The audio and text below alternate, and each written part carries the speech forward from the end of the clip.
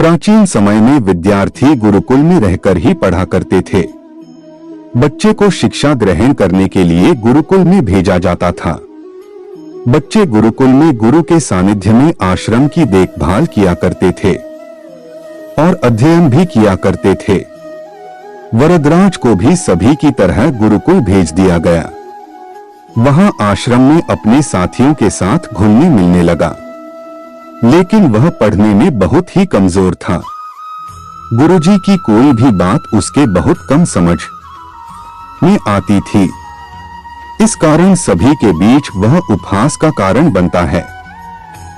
उसके सारे साथी अगली कक्षा में चले गए, लेकिन वो आगे नहीं बढ़ पाया। गुरुजी जी ने भी आखिर हार मानकर उसे बोला, बेटा वरदराज, मैंने सारे प्रयास करके देख लिए हैं। अब यही उचित होगा कि तुम यहाँ अपना समय बर्बाद मत करो।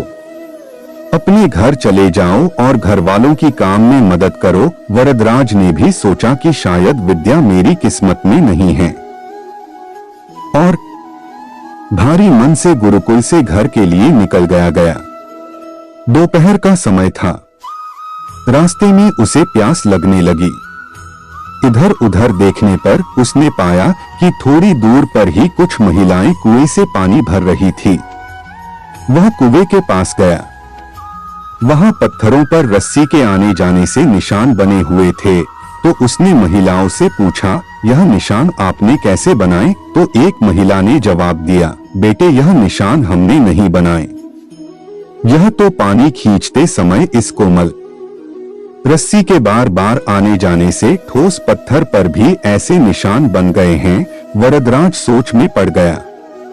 उसने विचार किया कि जब एक कोमल से रस्सी के बार बार आने जाने से एक ठोस पत्थर पर गहरे निशान बन सकते हैं, तो निरंतर अभ्यास से मैं विद्या ग्रहण क्यों नहीं कर सकता।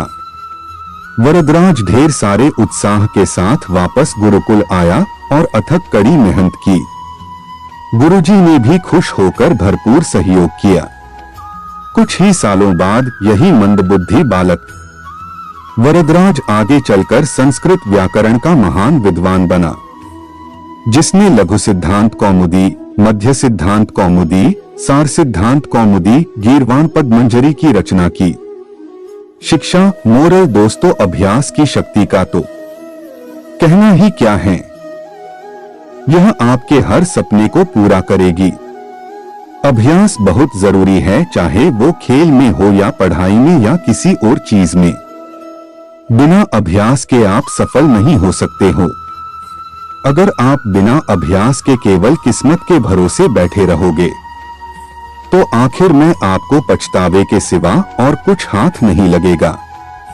इसलिए अभ्यास के साथ धैर्य, परिश्रम और लगन रखकर आप अपनी मंजिल को पाने के लिए जुट जाएं।